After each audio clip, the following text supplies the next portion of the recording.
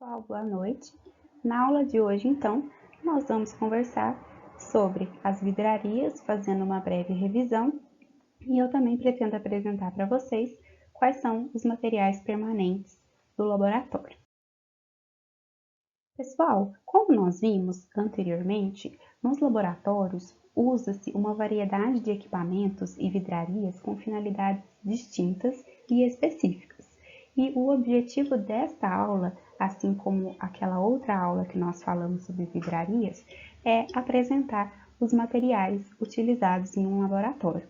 Lembrando, pessoal, que quando eu me refiro a vidrarias, eu estou me referindo também a equipamentos, a utensílios, melhor dizendo, que também podem ser feitos de plástico, né? Vidraria seria, então, um termo mais geral, mas que também acolhe aí os utensílios que são feitos de plástico. Por exemplo, o becker. Pessoal, aqui eu trouxe uma breve revisão, só para a gente aí engrenar no assunto, né? Já que a gente estava tratando um pouco mais de leis, essa coisa toda para a prova, né? Então agora nós vamos voltar à questão do laboratório, né? A prática laboratorial. Quais são as vidrarias mais comuns no laboratório? São todas aquelas que eu apresentei para vocês na aula de vidrarias, mas aqui eu faço uma breve revisão e um resuminho. Então, pessoal, o becker é muito comum. Para que ele é utilizado? Para preparo de soluções em geral, para dissolver substâncias sólidas, como por exemplo NaCl, que é o tradicional sal de cozinha, e aquecer líquidos. Então, existem beckers que são de plástico e aqueles que são de vidro, tá? E o Erlenmeyer, ou Erlenmeyer, como alguns dizem, ele executa as mesmas funções do becker. Só que, pessoal, ele tem uma diferença, e é uma diferença muito importante, seria o seu formato mais afunilado, que previne, então, o derramamento da substância, certo? Evitando, então, que haja perda do material, tá? Essa função é essencial em titulações. Para a gente saber um pouco mais de titulações, eu recomendo que vocês assistam aí ao videozinho que está apontado com flechinha vermelha. Tá bom, pessoal? Lembrando também que alguns modelos de Erlenmeyer, eles podem ter tampas, tá? Principalmente aqueles que são utilizados, então, para cultivo de material biológico, como, por exemplo, culturas bacterianas em larga escala, como demonstrados aí na figura à direita, tá bom? Pessoal, a proveta é um equipamento para medir e transferir volumes variáveis de líquido, tá? E ela é considerada uma vidraria de precisão para volumes aí acima de 25 ml. Como eu disse para vocês, eu conheço provetas de até 2.000 ml, né? De 2 litros. Particularmente, não sei se existem maiores. Vou dar uma pesquisada para vocês, mas acredito que não. Aqui nós temos também as provetas de plástico e as provetas de vidro. Então, o preparo de soluções é feito no becker e o ajuste do volume é feito na proveta, principalmente quando eu estou tratando de grandes volumes, tá? Nunca fazemos o ajuste de volume no becker, certo? Pessoal, temos também um balão volumétrico, que possui um volume definido, né? Que é utilizado para preparo de soluções também em quantidades, em volumes mais precisos. Esse aí é um balão volumétrico de fundo chato. Nós temos também aquele de fundo arredondado, como eu mostrei para vocês na aula anterior sobre vidraria. Então, pessoal, aqui eu apresento para vocês uma nova vidraria, que nós não falamos em nenhuma aula, que é o condensador. O condensador vai condensar vapores gerados pelo aquecimento de líquidos em processos de destilação simples. A destilação simples é um processo químico de separação de substâncias homogêneas, tá? O que são substâncias homogêneas? São substâncias as quais nós apenas vemos uma fase única. Se eu tenho uma solução de sal de cozinha dissolvida em água, completamente dissolvido, eu tenho apenas uma única fase. Então, eu tenho uma solução homogênea. Se eu quero separar a água dessa solução de água mais sal, eu posso colocá-la num balão volumétrico, submetê-la a uma chama. Então, a água que tem o ponto de ebulição inferior ao do sal vai primeiramente sofrer o processo de vaporização, ou seja, o processo de transformação da água do seu estado líquido para o seu estado gasoso. O gás ele vai rapidamente passar então para o condensador. E o condensador vai então transformar esse vapor em líquido. E esse líquido vai cair novamente aqui no Erlenmeyer, no outro Erlenmeyer à direita. Tá? O que é importante que vocês entendam? Que a destilação simples é uma técnica química de separação de soluções homogêneas, no qual eu tenho diferentes pontos de ebulição das substâncias envolvidas nessa solução, né? Das substâncias que fazem parte dessa solução. O que é ponto de ebulição? É a temperatura no qual a água passa para o seu estado de vapor. Então, a água, essa solução, quando atingir a temperatura de 100 graus Celsius, a água presente na solução, água mais sal, vai evaporar. O condensador, então, faz o papel de condensar essas partículas, ou seja, de transformá-la novamente em água, que vai cair num outro dispositivo ali pareado, que é o Erlenmeyer.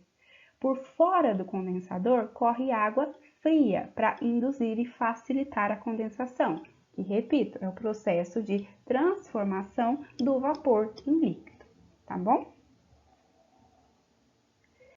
Pessoal, aí ainda fazendo parte da nossa revisão, como vidrarias ou utensílios importantes do laboratório, temos as pipetas, né? Que são utilizadas para medir e transferir líquidos em menor volume. As pipetas volumétricas, elas permitem a pipetagem de volumes específicos, enquanto as pipetas graduadas permitem aí volumes variados, né, dentro de um intervalo. Nesse sentido, vale lembrar também dos pipetadores, que são os instrumentos utilizados para pipetar, ou seja, manipular as pipetas. Da esquerda para a direita, nós temos aí desde o mais antigo, né, que é a pera de sucção, passando pelo pipetador manual até o pipetador automático, tá certo? Que então seria aí o dispositivo mais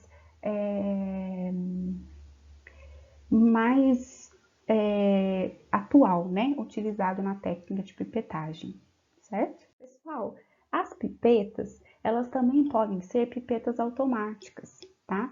E aí elas podem ser tanto utilizadas para pipetar volumes maiores, como 2, 5, 10 ml, como volumes ínfimos, como por exemplo as micropipetas, que pipetam até microlitros, tá? Microlitros. Aí nós temos o que nós chamamos de ponteiras, que são pequenos aparatos plásticos que se encaixam nas pipetas para fazer então a sucção do líquido. Isso quer dizer que as pipetas, micropipetas, não entram em contato com o líquido, obviamente, porque senão se contaminariam a cada processo de pipetagem. Quem entra em contato com o líquido são as ponteiras, que são fabricadas especificamente para cada tipo de micropipeta, de acordo com o seu volume. Então, a azulzinha é mais utilizada para 1000 microlitros, a amarela para 50, 200 e a transparente, que não tem aqui, a volumes bem pequenos, como 10 microlitros. À direita, no canto inferior, nós temos as pipetas, micropipetas multicanais, que permitem aí a pipetagem em um volume fixo, né? De forma simultânea, ou seja, é como se a gente pudesse pipetar até 10 ou 8 poços de uma placa de uma única vez, com essa pipeta que é chamada de multicanal. Pessoal, agora nessa parte da aula, nós vamos falar dos materiais permanentes, que são estufa, autoclave, pH-metro, centrífuga, microscópio, etc. Tá? Quando eu falo de materiais permanentes, eu quero me referir aos materiais fixos em um laboratório. Aí vocês podem se perguntar, vidrarias não são fixos? Pipeta não é fixo? Proveta, becker, balão, não é fixo?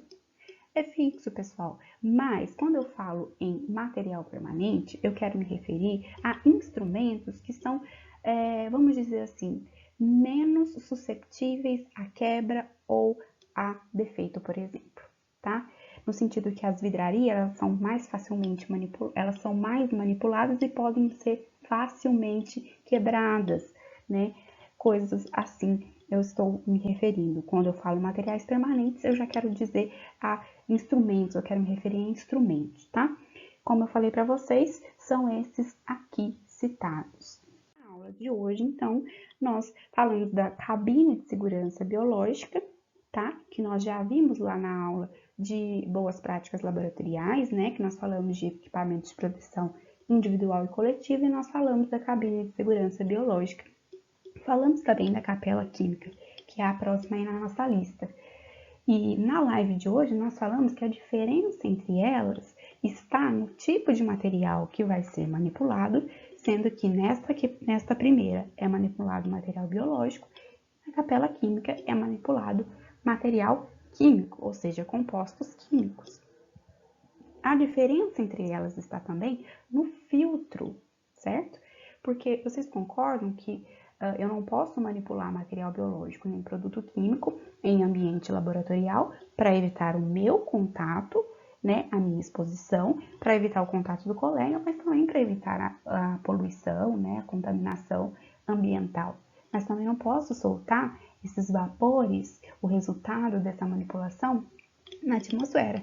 Então, para a cabine de segurança biológica, tem um filtro específico para que eu não elimine resquícios de partículas virais, microbianas em geral.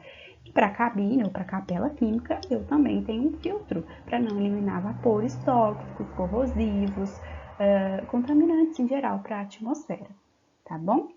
Então, aqui primeiro eu tenho a cabine de segurança biológica, utilizada para trabalhar com material biológico potencialmente infectado.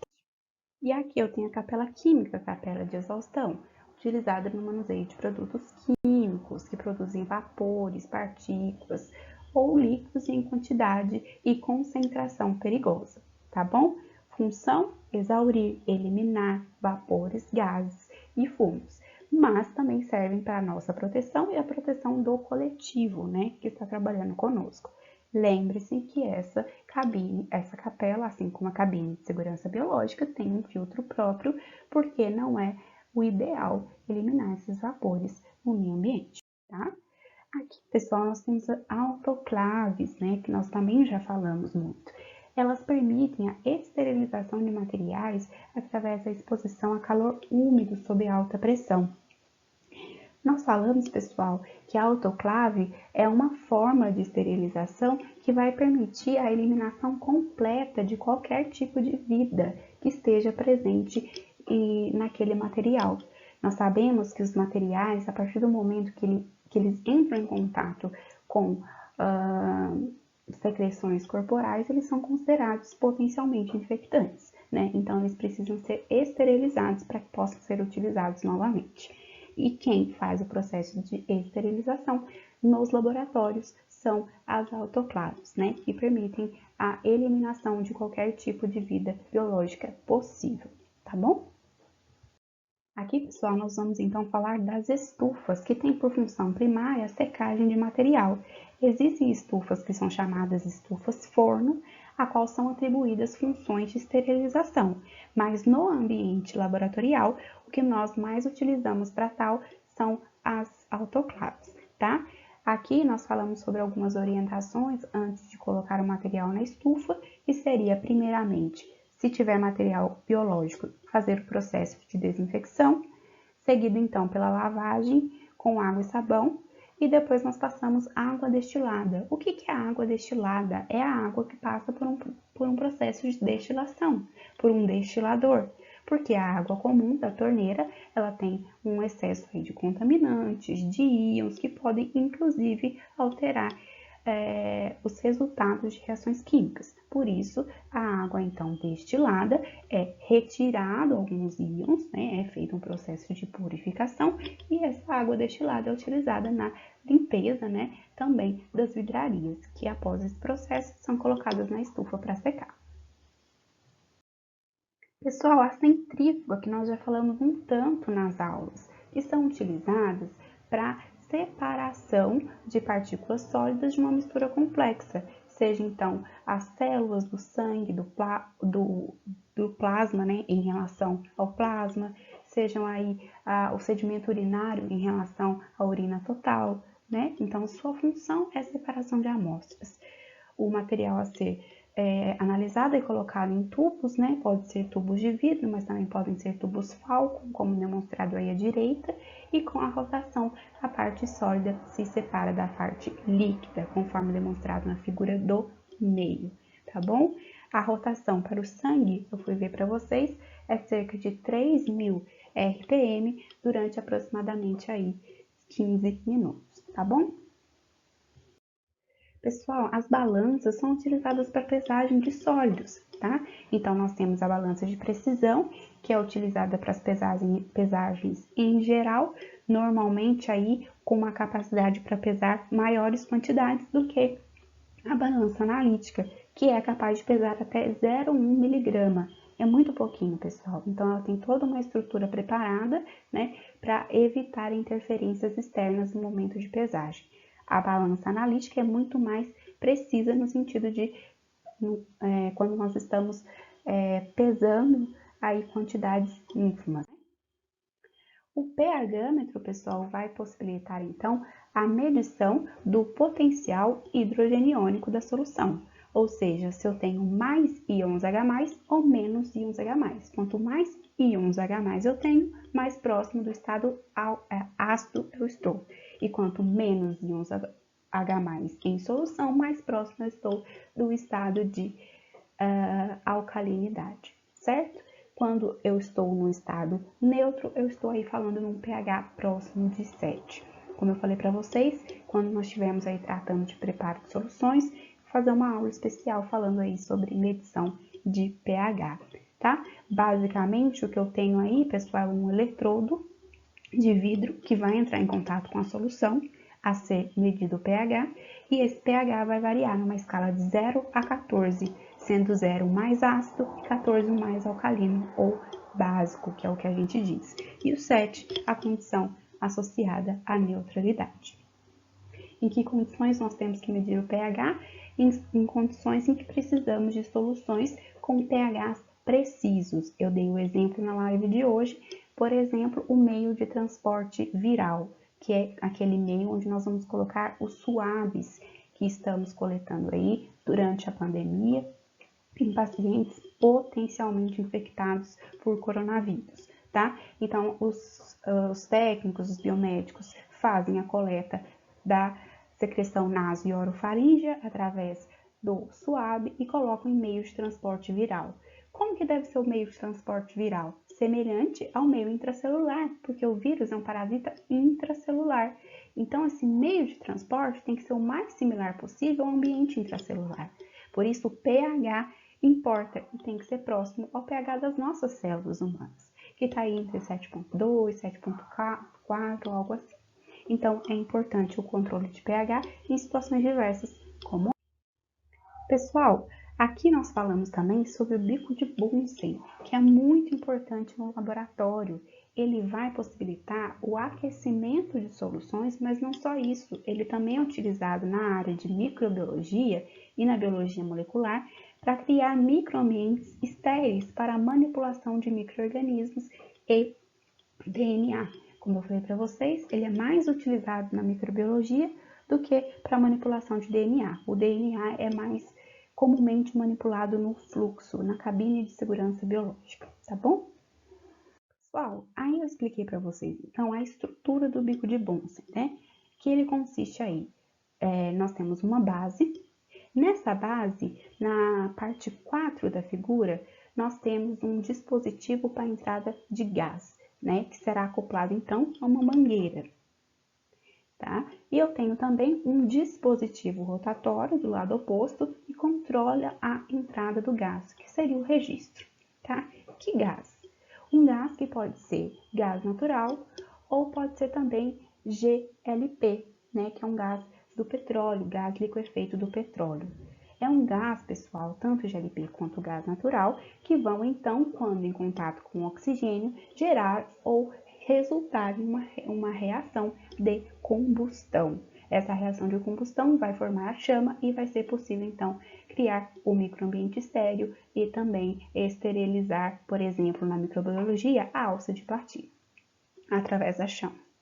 Mas, pessoal, no bico de Bunsen, a forma de operá-lo importa, a cor da chama importa, então é importante a gente conhecer. Portanto, 4 é aí a entrada do gás, que vai ser acoplado a uma mangueira. 3 seria o registro, né, para que eu possa manipular a intensidade com que esse gás vai adentrar ao tubo metálico, que está demonstrado em 1.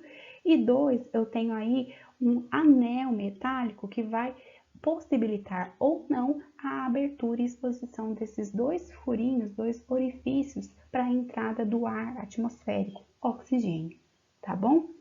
À medida que o gás sobe pelo tubo do queimador, que é o bico de Bunsen, o ar injetado através desses orifícios, que eu falei para vocês demonstrados em 2, vai entrando em contato, né, com o gás.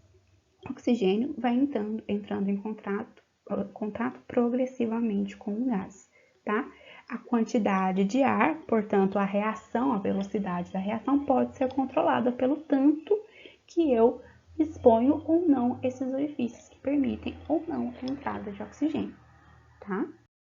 Aqui, pessoal, nós temos demonstrado 3 figuras. À esquerda, nós temos demonstrado o bico de Bunsen e como se formam as chamas, né? Nós temos aí uma zona redutora, uma zona oxidante, sendo que as maiores temperaturas, elas são atingidas entre a zona redutora, que é a mais inferior, e a zona oxidante, que é a superior, mostrando aí para vocês também os dispositivos de entrada de ar atmosférico e o dispositivo em 4 aí numerado de entrada do gás.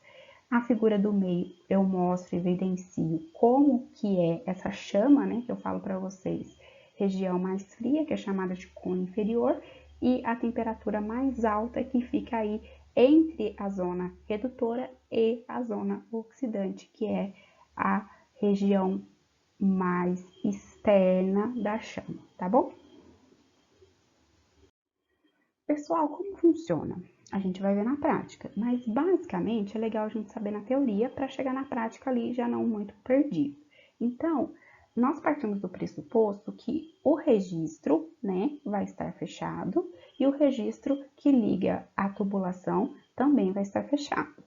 São 2, né, pessoal? Eu esqueci de mencionar para vocês que eu tenho um registro no bico de Bunsen, mas eu também tenho um registro que leva a minha mangueira até a tubulação. Os 2 são fechados.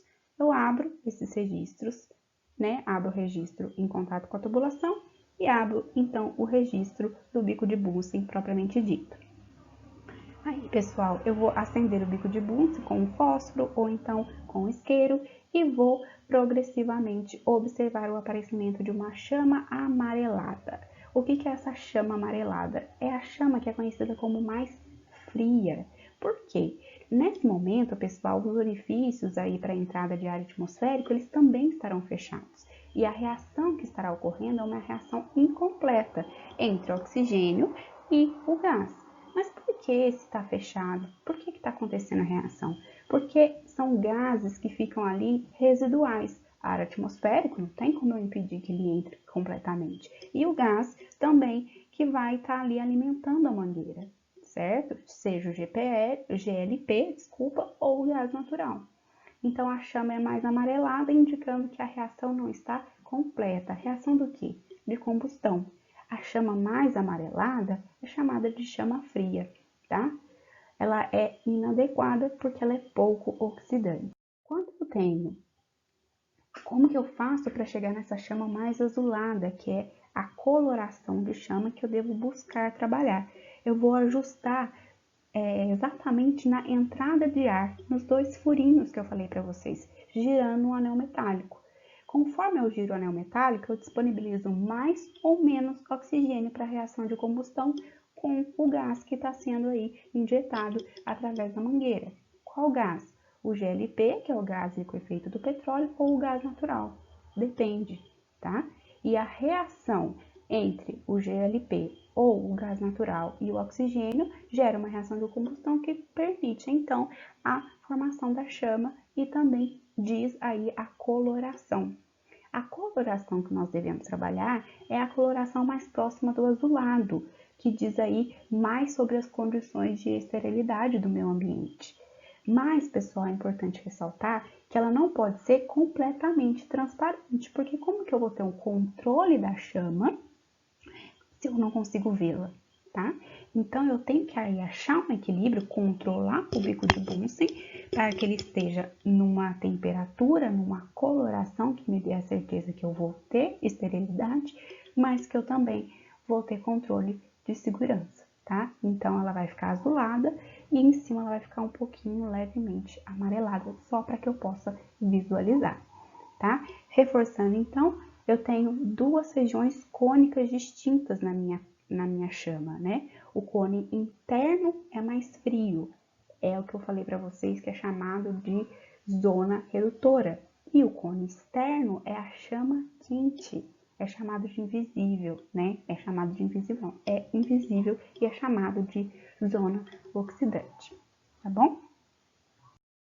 Então, pessoal, por hoje é isso. A gente se vê na próxima aula. Tchau, tchau!